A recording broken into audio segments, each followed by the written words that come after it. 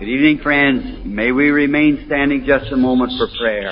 Restons debout pour prier et inclinons nos têtes. Gracious Heavenly Father, Gracieux Père Céleste, alors que nous venons à toi ce soir, en cette occasion, et que nous pouvons parler à ton peuple, nous reconnaissons la grande détresse qui règne en ce moment, et nous voyons aussi les possibilités d'effusion du Saint-Esprit. Nous voulons nous approcher de toi de la bonne manière. C'est pourquoi nous venons au nom de Jésus-Christ et te demandons, sois miséricordieux envers nous. Père, nous reconnaissons que devant nous se trouvent ceux que tu as rachetés par ton sang.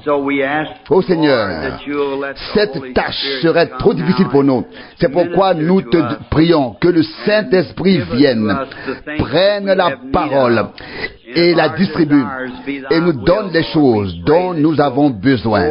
Seigneur, je te prie de nous donner les désirs de notre cœur. Guéris les malades, sauve les perdus, console les découragés et révèle-toi parmi nous. Seigneur, fais quelque chose de spécial pour nous ce soir. Seigneur, nous nous souvenons qu'après ta résurrection, ceux qui sont revenus du tombeau vide étaient joyeux.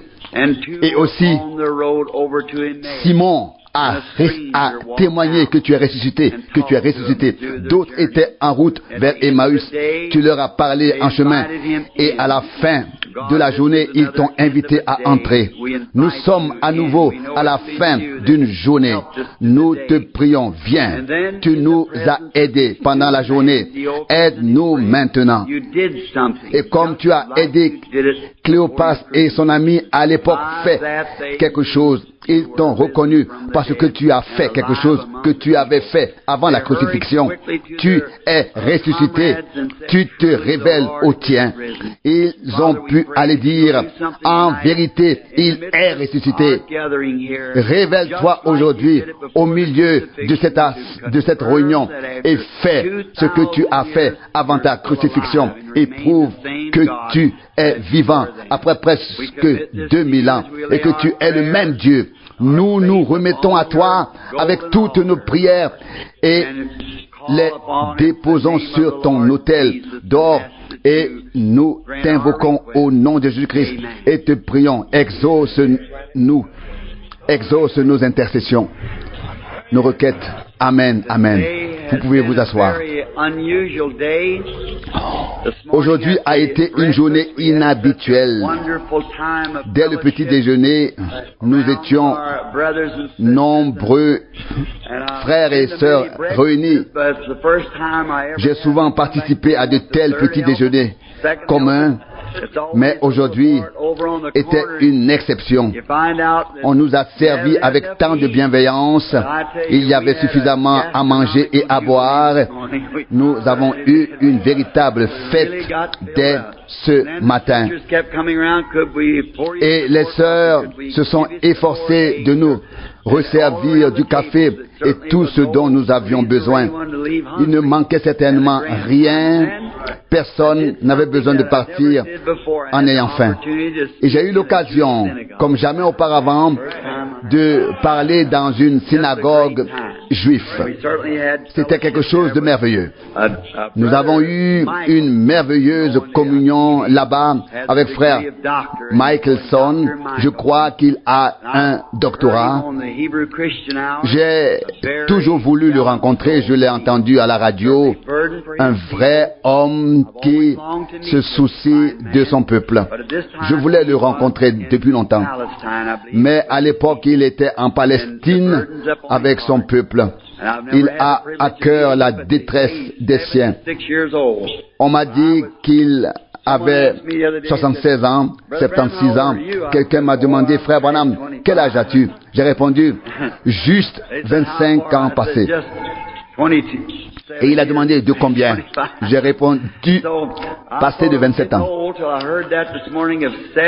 Je pensais que je devenais vieux, mais quand j'ai appris qu'il avait 76 ans, 76 ans, je me suis senti jeune à nouveau et j'ai pensé que je pouvais encore servir le Seigneur s'il me le permettrait, s'il me le permettait, s'il n'était pas encore revenu. Et je vois ici d'autres personnes qui sont avec moi, de vieux combattants du Seigneur. Il se passe quelque chose en nous quand nous entendons que des personnes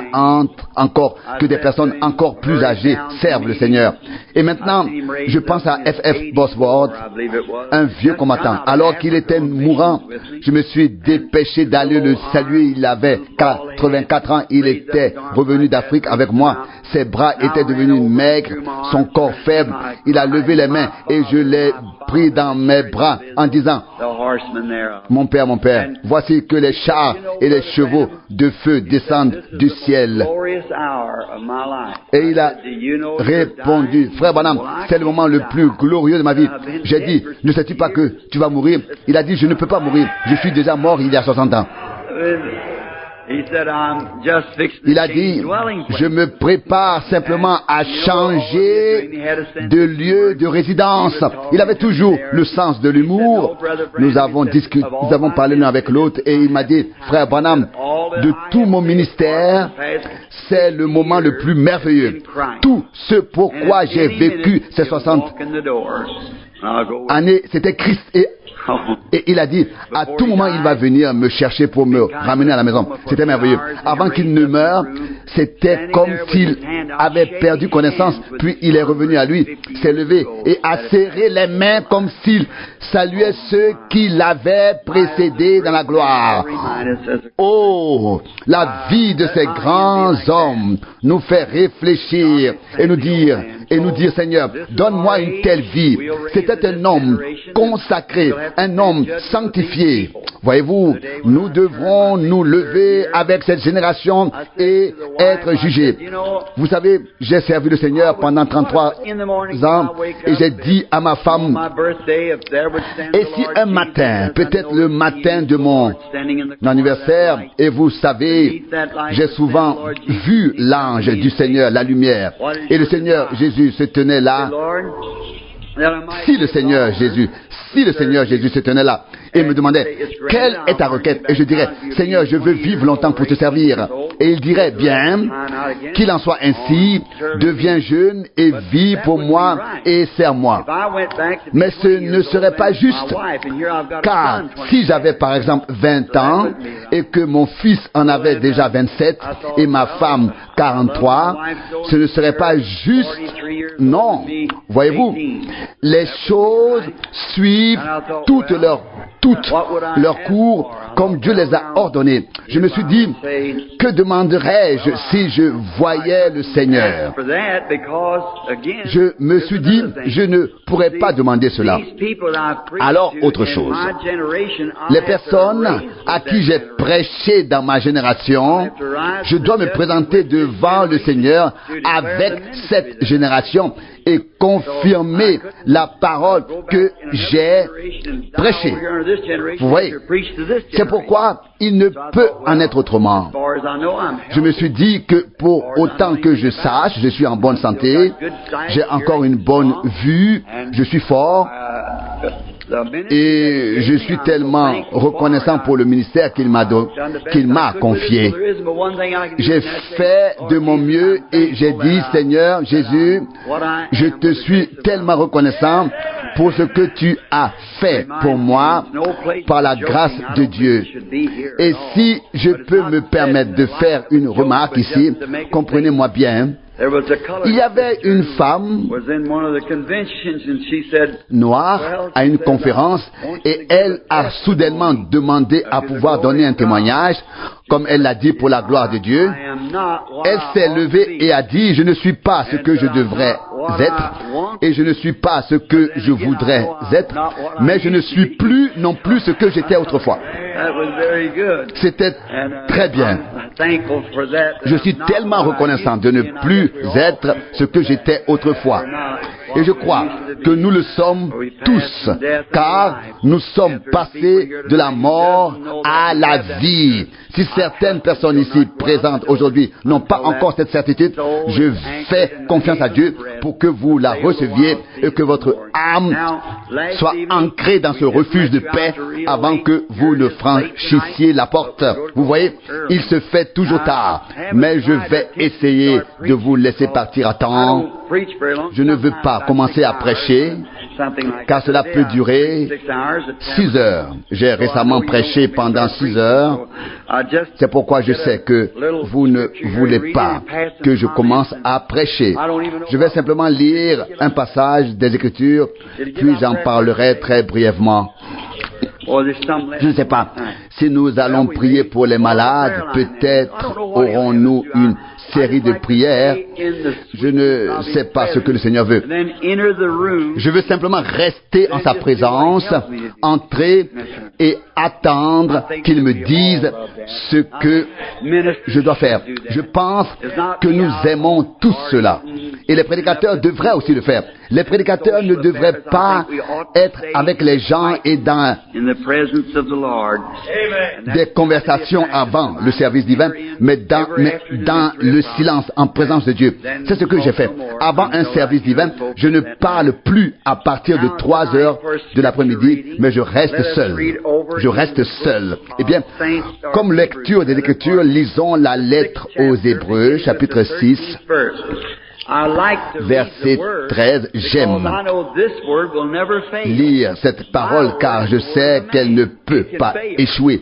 Ma parole est une parole humaine, mais lorsque je lis cette parole, je sais que cela suffit pour y ancrer notre espérance. Écoutons attentivement. Je vous laisse le temps d'ouvrir votre Bible à ce passage. N'oubliez pas que nous ne devons pas venir à la réunion ou à l'assemblée uniquement pour accomplir des actes religieux. Non, nous devons venir pour adorer en esprit et en vérité. Nous devons être profondément sincères et convaincus de la raison pour laquelle nous venons. Les jours deviennent de plus en plus mauvais et le temps devient de plus en plus mauvais. Et nous voulons que chaque instant compte pour l'éternité, surtout lorsque nous sommes dans la maison du Seigneur.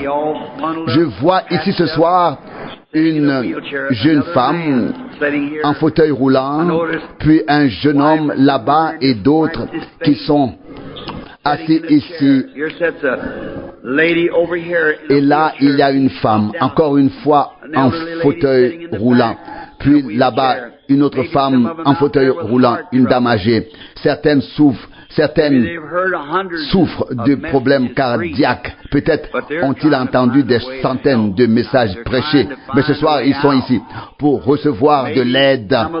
Peut-être que ceux qui sont en fauteuil roulant vivront encore longtemps. D'autres sont peut-être ici avec un cancer et mourront dans les prochains jours. Si rien ne se passe, peut-être quelqu'un qui souffre d'un problème cardiaque, il semble en bonne santé, mais un caillot de sang monte déjà, et si rien ne se passe, ils mourront. Et peut-être y a-t-il ici des personnes qui ne connaissent pas encore le Seigneur Jésus. Et elles savent que si elles ne le connaissent pas dans la puissance de sa résurrection et dans le pardon de leurs péchés, elles seront perdues quand elles mourront. Et peut-être y a-t-il ici des personnes qui ont été justifiées, mais qui ne sont pas encore nées de nouveau par le Saint-Esprit. Voyez-vous, nous avons tous besoin de quelque chose. Oh, si seulement j'avais quelques gouttes du sang de Jésus-Christ, comme je les chérirais et essuierais mes larmes pour ne pas les verser, car je saurais ce que j'ai. Je ferai attention à chaque pas que je fais, et je regarderai où je mets les pieds, car je saurai comment traiter le sang du Seigneur. Mais savez-vous, devant moi sont assis ceux qui ont été rachetés et sauvés par son sang. Il a versé son sang pour vous. C'est vous qui l'avez expérimentez personnellement aujourd'hui, vous entendez son évangile. Quelle sincérité dois-je avoir pour vous dire la vérité? Dieu me demandera des comptes au jour du jugement. Voyez-vous, c'est une grande responsabilité, en particulier pour ceux qui égarent les gens. Eh bien, soyons sincères et honnêtes et prions en lisant maintenant Hébreux 6, verset 13. Après avoir fait la promesse à Abraham, Dieu... Laissez-moi recommencer. Après avoir fait la promesse à Abraham, Dieu ne pouvant jurer par un plus grand que lui, jura par lui-même en disant, je te bénirai. Verset 14. Abondamment et je te rendrai extrêmement nombreux. Verset 15. Et ainsi, il persévéra patiemment et obtint la promesse. Verset 16. On sait que les hommes jurent par quelqu'un de supérieur et le serment leur sert de confirmation de sorte que toute contradiction est exclue. Verset 17. C'est pourquoi Dieu, voulant montrer de manière particulièrement claire aux héritiers de sa promesse l'immuabilité de son dessein, c'est porté garant par un serment. Verset 18. Afin que par deux faits immuables dans lesquels Dieu ne peut avoir trompé, nous qui avons pris refuge en lui pour saisir l'espérance qui nous est offerte, nous ayons un puissant encouragement. Que Dieu bénisse sa parole pendant que nous en parlons, jusqu'à ce qu'il nous dise ce que nous devons faire. Je voudrais parler de la confirmation et de la preuve. Il semble que les gens veulent toujours une confirmation ou une preuve. Et cela d'autant plus à une époque où les gens se montrent sceptiques et doutent de tout ce qui se passe. Nous avons besoin de confirmation et de preuves pour être sûrs de ce que nous disons. Prenons l'exemple d'une personne à qui l'on offre une voiture. Si on lui remet d'abord le titre de propriétaire,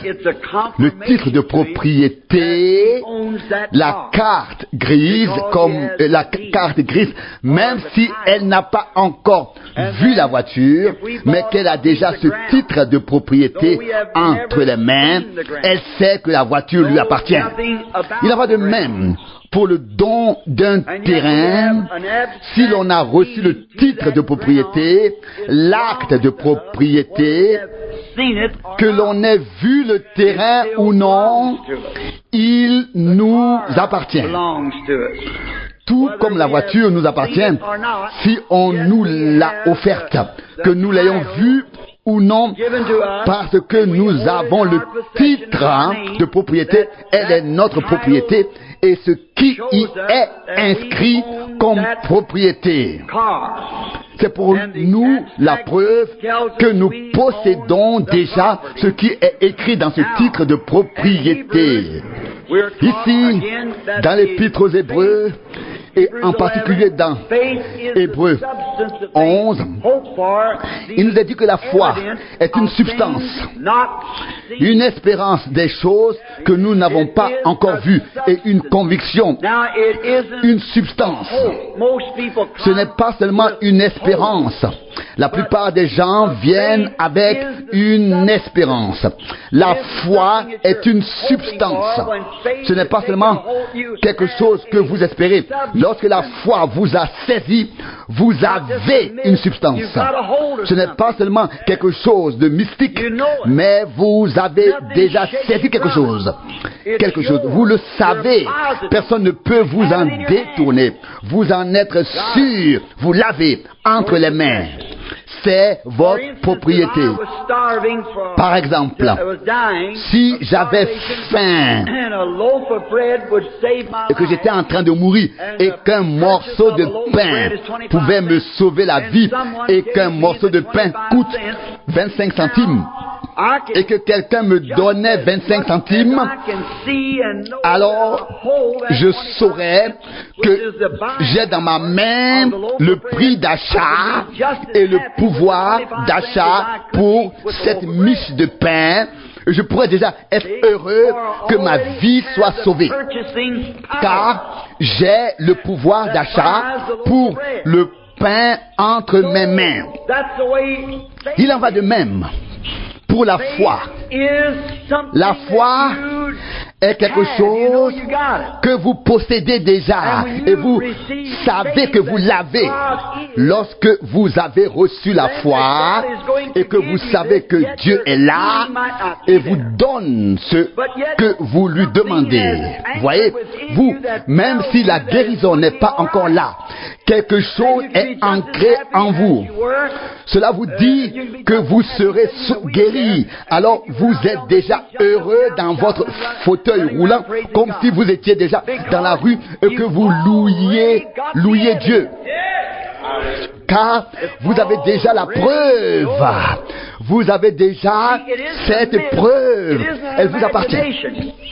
Ce n'est pas quelque chose de mystique. Ce n'est pas une supposition, mais une substance. Et tout ce qui est une substance est quelque chose. Un objet, quelque chose qui existe, que vous avez saisi. Eh bien, c'est là que tant de gens échouent et ne reçoivent pas leur guérison. Ils ont un espoir au lieu d'une foi. Ils espèrent être guéris. Et ils ont une foi imaginaire. Mais quand la foi est réellement en vous, alors vous avez une substance.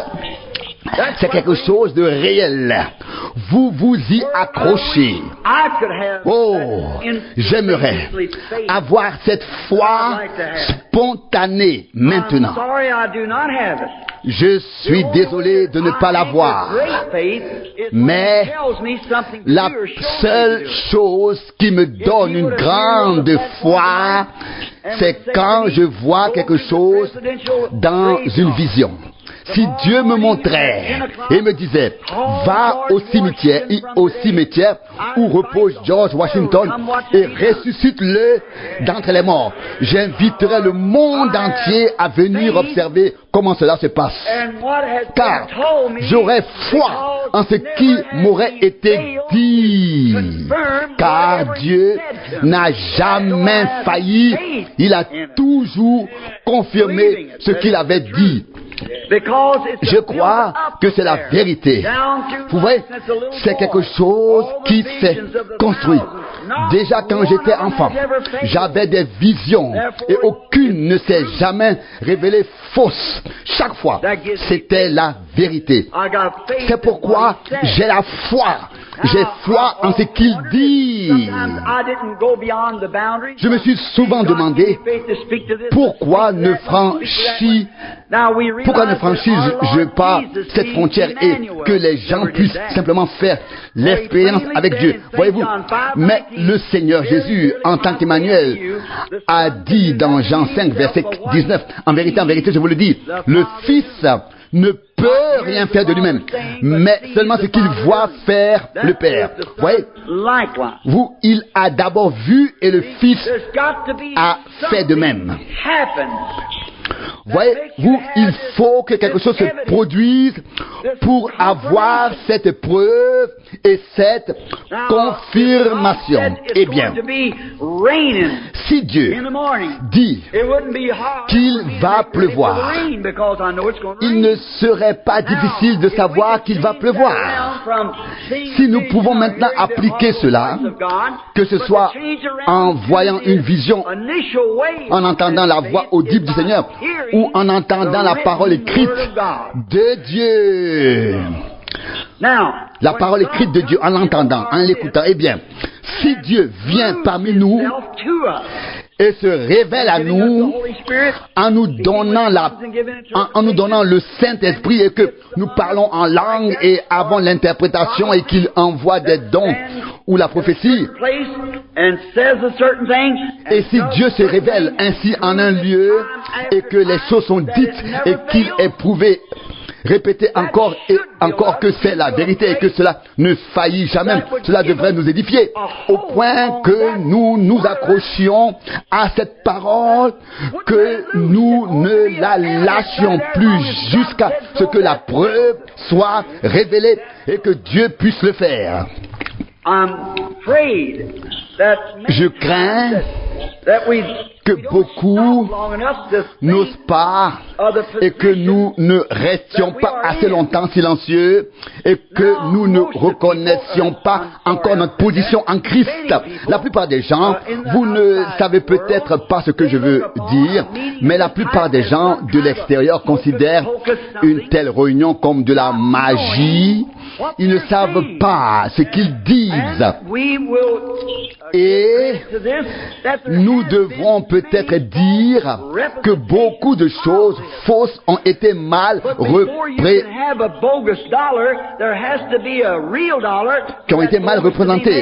Des choses fausses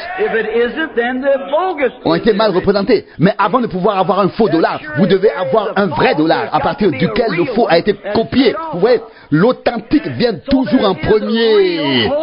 Et s'il y a certainement beaucoup de choses fausses, il doit aussi y avoir des choses vraies. Il existe un véritable Saint-Esprit. Il existe une véritable guérison divine. Il existe une véritable puissance de Dieu, une véritable foi en la parole de Dieu. Et ça, c'est la confirmation, quelque chose qui est ancré. Oh, comme cela est merveilleusement confirmé. Voyez-vous, les gens recherchent cela. C'est dans l'homme. Dieu l'a créé ainsi. C'est ainsi que Dieu a façonné l'homme. C'est pourquoi, si l'homme a été créé de cette manière, Dieu fait quelque chose pour satisfaire le désir de l'homme. Dieu est un Dieu bon. Comme Oral Robert l'a souvent fait remarquer, Dieu est un Dieu bon. Mais n'allez pas trop loin, car il est aussi un Dieu juste.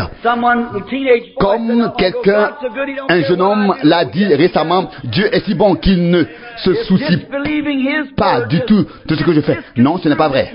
Vous ne devez pas remettre en question sa parole, ni la mal interpréter, mais croire ce qui est écrit.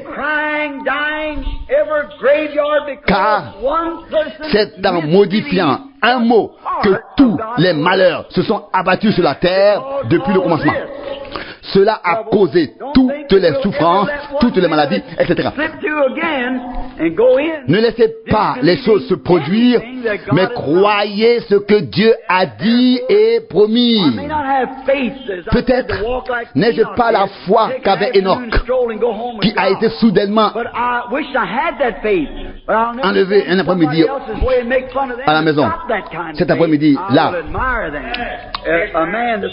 J'aimerais avoir cette foi, mais si quelqu'un avait cette foi, je ne m'opposerai pas à lui, mais je le respecterai et l'apprécierai.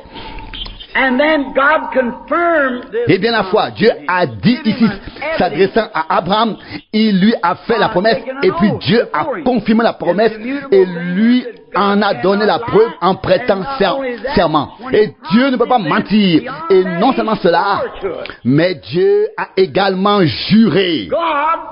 Dieu a prêté serment sur lui-même, car Dieu ne pouvait prêter serment sur personne d'autre que lui-même. Et il a juré sur lui-même que la promesse serait faite à Abraham et à sa descendance. Voyez, vous, la descendance après lui, la descendance au singulier, le Christ, voyez-vous, le Christ est la descendance d'Abraham. Et si nous sommes en Christ et que la vie de Christ est en nous, alors nous sommes les enfants d'Abraham et les héritiers selon la promesse. Et Abraham, après avoir reçu la promesse, n'a pas trébuché par incrédulité, mais il est devenu de plus en plus fort, rendant gloire à Dieu pendant 25 ans pour quelque chose d'impossible qu'il croyait voir se réaliser.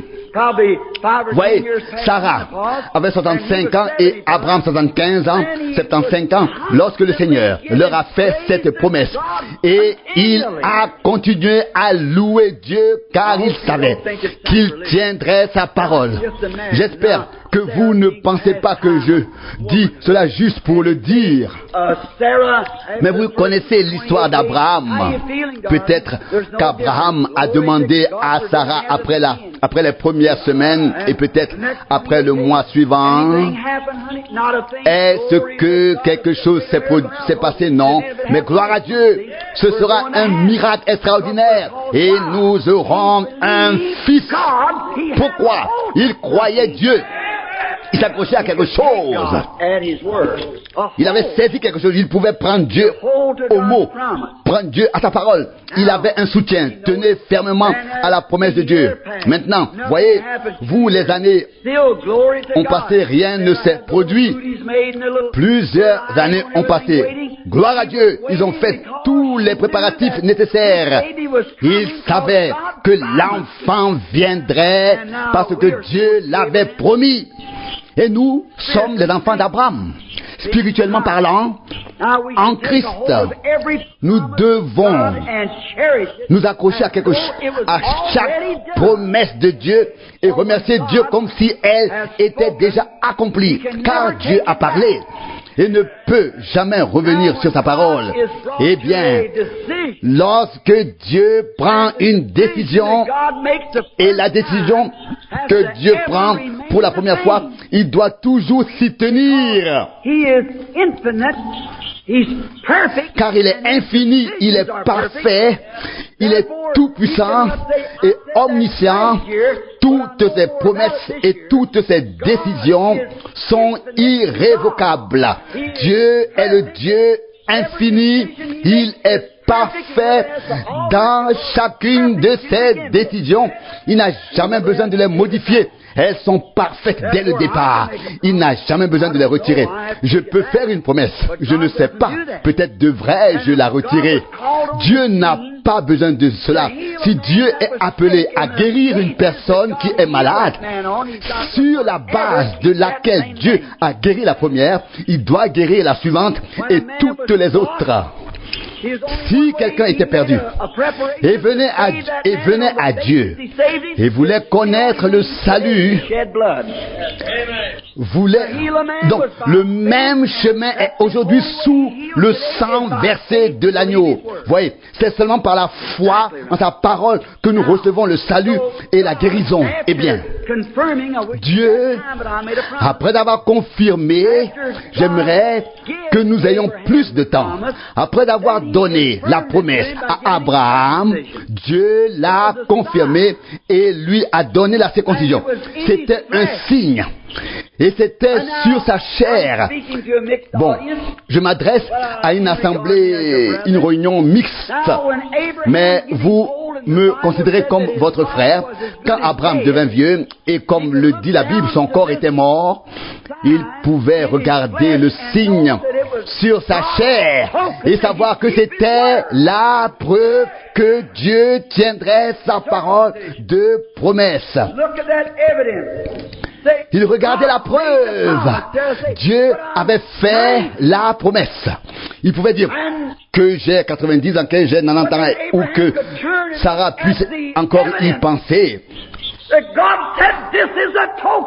Mais Abraham regardait la preuve que Dieu avait dite. Voici la preuve. Et il rendait gloire à Dieu et devenait de plus en plus fort. A confirmation that God was going to grant it to him. Car c'était une preuve, une confirmation que Dieu lui donnerait. Eh bien, il a également promis que ses enfants vivraient dans un pays étranger pendant 400 ans et qu'après 400 ans, il les ferait sortir. Là-bas, ils ont été réduits en esclavage et il semblait que Dieu leur avait tourné le dos. Mais conformément à sa promesse, il a eu pitié d'eux. Dieu doit tenir sa promesse.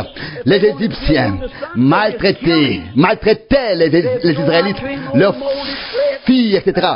Et ils devaient travailler là-bas comme esclaves.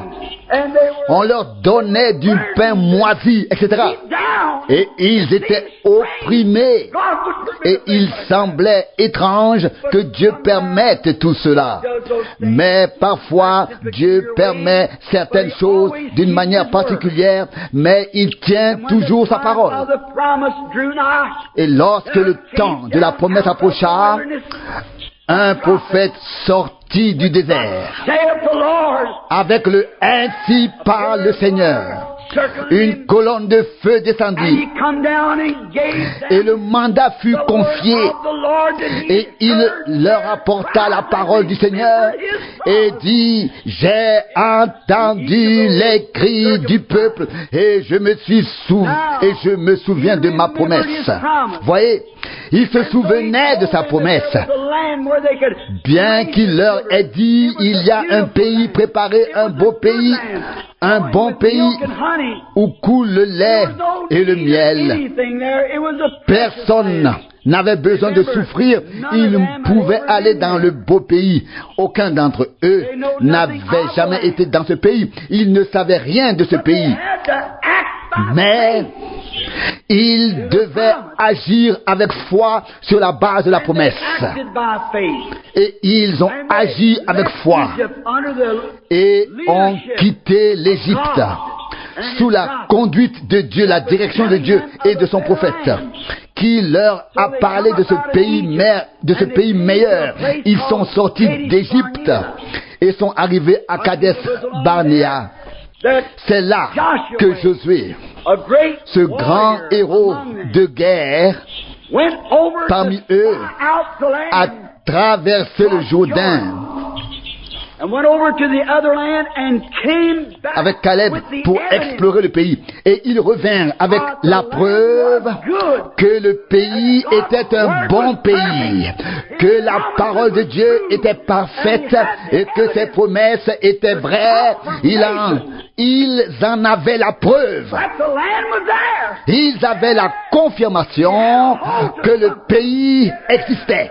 Ils avaient la preuve que le pays était exactement comme Dieu l'avait dit. Ils avaient la preuve entre leurs mains. Deux hommes portaient les raisins. Les gens pouvaient goûter et voir que le pays était bon. C'était la confirmation que Dieu tenait sa promesse. Puis, plus tard, Israël a traversé le Jourdain et a conquis et partagé le pays. Ils formaient un peuple, une nation. Voyez, ils ont nourri leurs enfants, ont pris soin d'eux et ont vécu. Là-bas, et Dieu a semé la terreur parmi toutes les autres nations. Mais après de nombreuses années, ils ont tout de même dû construire des cimetières, car les anciens combattants de la foi arrivaient au bout de leur chemin et mouraient. Et puis on a vu les tombes. Et dans ce pays magnifique que Dieu avait promis, des tombes ont été construites. Ils ont dû mourir, même s'ils étaient dans le bon pays et jouissaient des bons fruits. Mais un jour, le Seigneur des Seigneurs, le Roi des Rois, est venu et a parlé d'un autre pays. Il a dit, il y a plusieurs demeures dans la maison de mon Père, sinon je vous l'aurais dit, car je vais vous préparer une place. Et quand je m'en serai allé et que je vous aurai préparé une place, je reviendrai et je vous prendrai avec moi afin que là où je suis, vous y soyez aussi. Voyez, tous ceux qui ont été fidèles, même si vous devez mourir, il existe un pays où nous ne mourrons plus. Il existe une vie après la mort. Quelle promesse pour les hommes. Beaucoup ont dû être étonnés de ce que Dieu a préparé. Mais lui aussi est venu à l'heure du jugement. Il a pris notre jugement sur lui à Golgotha, car c'est sur lui que le péché du monde a été placé, qu'il a porté à Golgotha.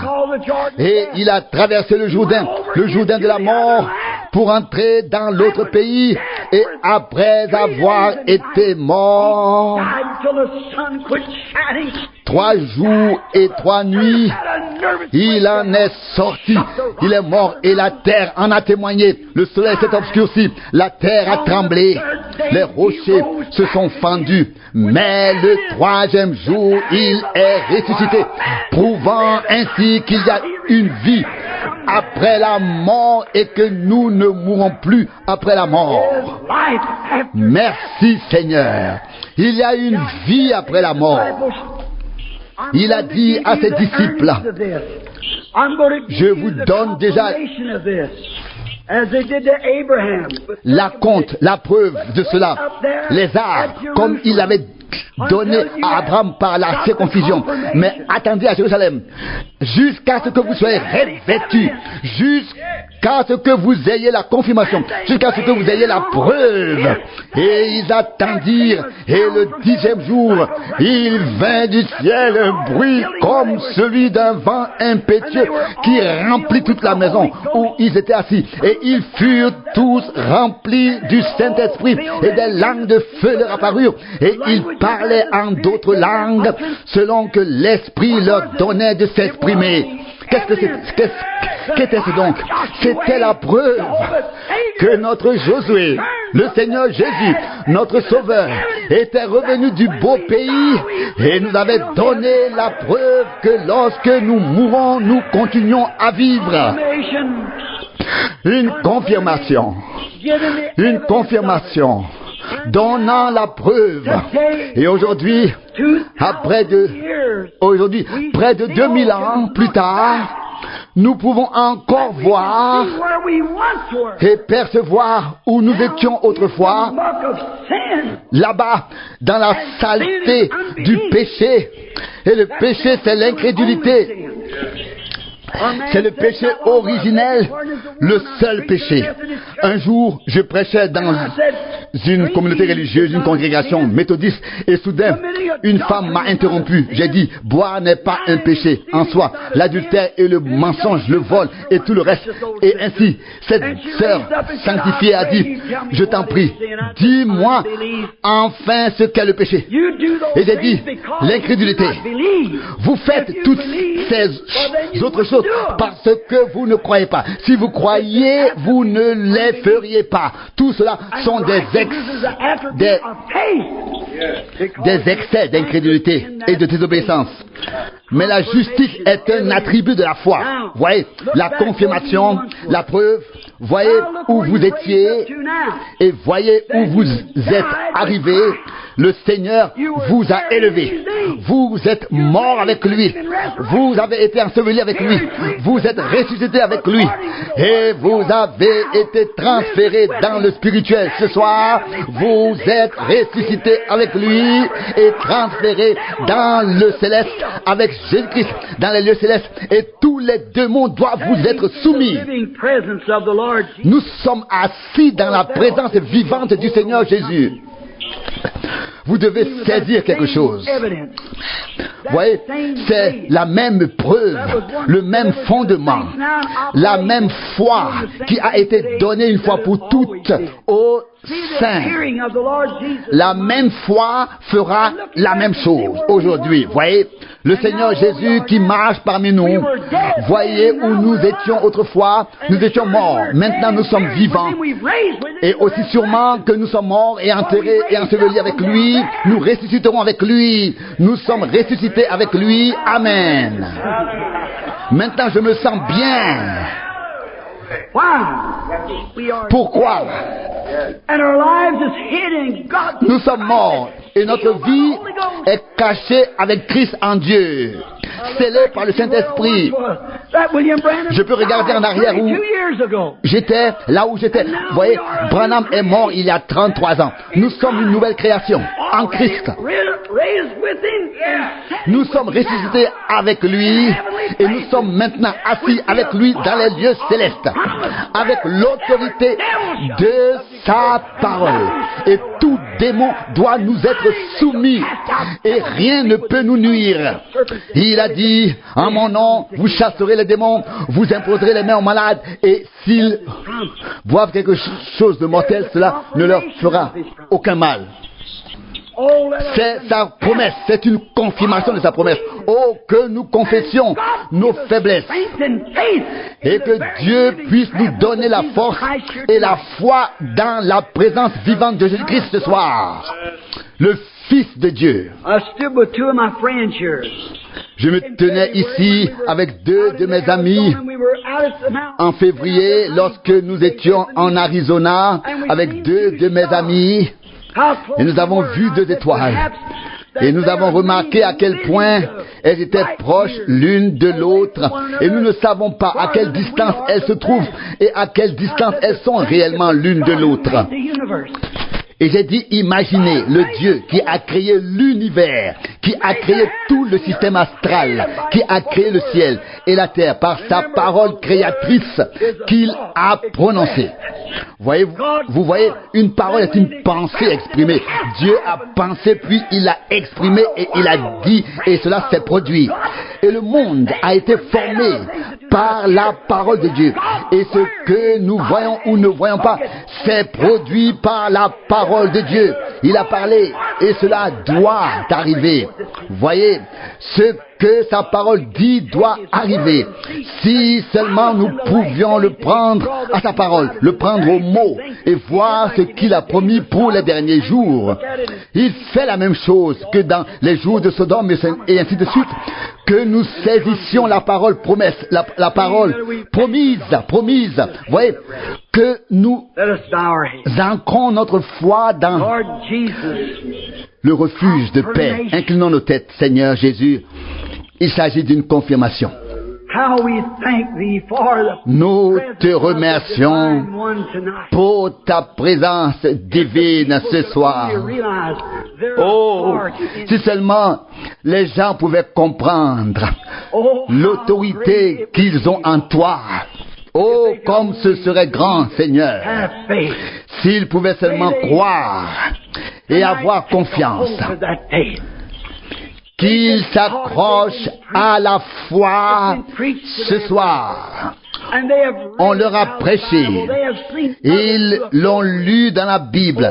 Ils ont vu d'autres personnes mettre leur foi en pratique. Ô grand Dieu du ciel, toi le Tout-Puissant, qui t'es fait chair et qui a habité parmi nous. Tu t'es maintenant fait chair dans notre chair par le Saint-Esprit ce soir et tu rends vivante pour nous la parole que tu as prononcée. Accorde ce soir à tous les croyants de le voir et d'être guéris et à tous les incroyants d'avoir les yeux ouverts en présence de Jésus-Christ afin que ta résurrection puisse être confirmée. Et le même Dieu de Josué est notre Dieu. Seigneur, tu es revenu de l'autre pays comme Josué et tu nous en as montré les fruits. Maintenant nous sommes sommes considérés comme morts, morts avec toi, notre vie cachée avec toi en Dieu. Tu nous as transportés dans les lieux célestes. Oh Dieu, fais que les hommes le comprennent et nous te louerons au nom de Jésus-Christ. La tête inclinée, je voudrais maintenant poser la question avec recueillement et respect. Et je voudrais que vous y répondiez du fond de votre cœur. Je vous exhorte devant Dieu à le faire. Si vous n'avez pas encore reçu cette promesse de la vie éternelle et que vous savez que le Saint-Esprit agit dans votre vie et que vous souhaitez le recevoir maintenant, alors que vous avez la tête inclinée, levez les mains en disant « Prie pour moi, frère Branham ». Que Dieu vous bénisse. Que Dieu vous bénisse. Bien, peut-être quelqu'un d'autre. Vous dites, frère Branham, prie pour moi. Je veux cette confirmation dans mon cœur. Je veux être ancré en Christ, apporter mes péchés sous le sang et avoir la paix de Dieu qui surpasse toute intelligence. Vous le voulez maintenant? Je veux prier pour vous. Y a-t-il quelqu'un d'autre qui souhaite lever les mains? Merci.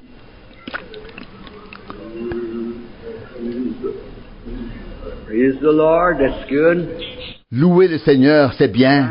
Just keep putting up your hands. I see him waving. Continuez à lever les mains. Je vois aussi ceux qui sont tout au fond. He sees you. He sees your decision. Priez tous, vous aussi les prédicateurs, ils vous voient tous. He sees you. Just keep praying. He sees Il you. vous voit. Way back. I see Continuez you à prier. God bless you back there. Je le vois, jeune homme. Just keep praying. Continuez à prier.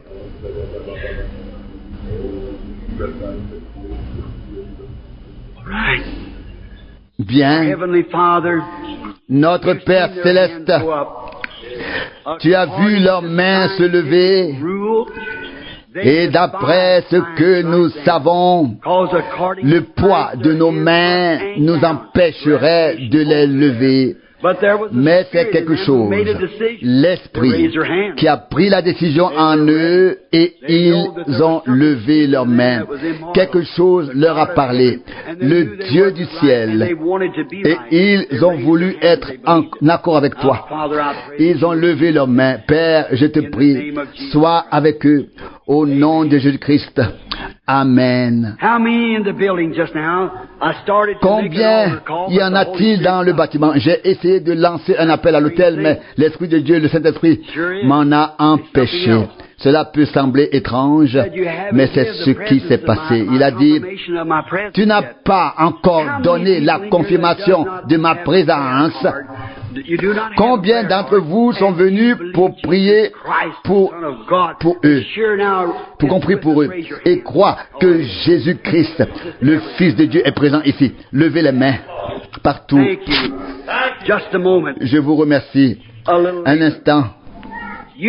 Peut-être un peu plus tard, vous priez et demandez à Dieu en disant, Seigneur, je crois, et le prédicateur l'a prêché, d'autres l'ont lu, et je sais que tu es le souverain sacrificateur qui compatit à nos faiblesses. Il est écrit que tu es le même hier, aujourd'hui et éternellement. Je veux te toucher, Seigneur. Et si frère Branham nous a dit la vérité, il ne nous connaît pas, il ne sait rien de nous. Parle-nous par ses lèvres, comme tu as parlé par les lèvres de Christ ce jour-là, à la femme au puits, ou à la femme qui avait un flux de sang. Et dites simplement, Seigneur, je te touche maintenant. Vous savez, c'est un don. C'est comme passer une vitesse. Et si vous croyez et le demandez, Dieu vous le donnera. Et s'il le fait par sa grâce, alors nous pouvons rentrer chez nous aujourd'hui et dire, en vérité, le Seigneur est ressuscité. Et nous avons maintenant la confirmation qu'il a promis. Les œuvres que j'ai accomplies, vous les accomplirez aussi, les mêmes œuvres, comme nous l'avons dit hier soir. Il est le même, hier, aujourd'hui et dans l'éternité. L'Écriture est confirmée, mais nous vivons à une époque semblable à celle de Sodome et Gomorrhe. Et on nous a enseigné que l'Église élue sera retirée de toutes choses du monde et de ce qui s'y trouve comme autrefois. Avant que Sodome ne soit brûlée, elle en est sortie et nous savons que bientôt le monde sera brûlé. Et tous ceux qui sont encore à Sodome, fuyez, sortez et rejoignez l'Église. Quelle Église? Dans l'Église des premiers-nés, dans celle qui est en Christ. Il n'y a qu'une seule Église à laquelle vous ne pouvez pas adhérer, celle dans laquelle vous devez naître, y naître, que Dieu réponde à vos prières, que Dieu vous parle maintenant. Nous vous prendrons en compte dans l'ordre. Peu importe où vous êtes assis ici, priez simplement que ce soit pour vous ou pour quelqu'un d'autre. Bien, que Dieu vous bénisse. Regardez ici et dites dans votre cœur, Seigneur Jésus, je crois en ta parole. Et la Bible dit dans Hébreux 4, et nous savons que cela est écrit au verset 12, Jésus est la parole. Il est la parole faite chair, c'est ce que dit la Bible. Et dans Hébreux 4, verset 12, il est écrit, la parole de Dieu est plus tranchante qu'une épée à double tranchant. Elle pénètre, elle sépare l'âme et l'esprit, les jointures et les moelles. Voyez, Jésus a dit à l'époque, ta foi t'a sauvé, ta foi t'a sauvé. C'est la parole. Et si vous demeurez en moi et que mes paroles demeurent en vous, et que vous n'avez pas les doctrines confessionnelles, dénominationnelles, voyez, Jésus a fait la promesse. Si nous demeurons en lui et que sa parole demeure en nous, nous pouvons demander ce que nous voulons. Car la parole distingue même les pensées de nos cœurs. Croyez maintenant et ayez confiance. Il confirme que ce que j'ai dit est la vérité. Soyez recueillis. D'abord la prédication, puis je voulais faire l'appel à l'autel, mais il m'a dit de faire ce que je fais maintenant, et il m'aidera certainement à le faire. Yes, there it is.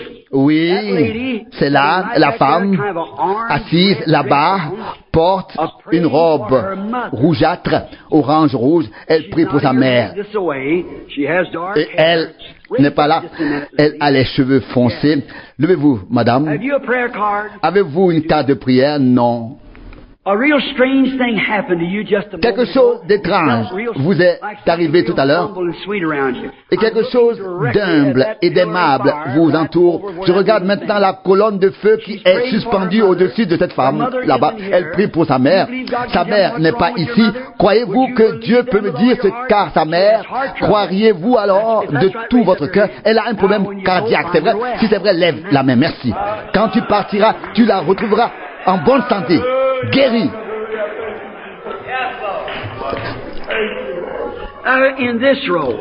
Maintenant dans cette rangée,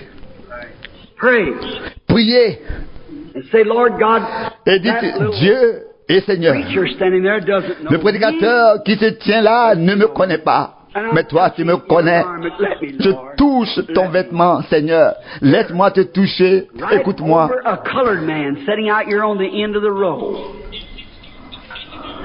He's facing an operation. Là-bas au-dessus d'un homme noir, il est assis là au bout de la rangée. Il doit subir une opération. Toi là-bas, monsieur, as-tu une carte de prière? Non, tu n'en as pas besoin. Tu souffres d'une maladie de la vésicule biliaire. Crois-tu que Dieu peut te guérir? Si tu crois en moi, il a un esprit fin. Si tu crois en moi que je suis le prophète de Dieu, le serviteur de Dieu, le crois-tu de tout ton cœur? Merci, monsieur. C'est bien ainsi. Croyez ce que Dieu a envoyé si vous voulez votre bien-être. Savez-vous ce qu'il a dit? Monsieur Benton, c'est votre nom. Tu n'es pas d'ici. Tu viens de Compton. Si tu crois de tout ton cœur, c'est fini. Que Dieu te bénisse. Que Dieu te bénisse. Do you believe? Croyez-vous? Right straight back to line. Là-bas, dans la rangée, il y a une femme qui prie pour un proche. Pour un proche, et quelque chose est arrivé à ce proche. C'est un homme âgé.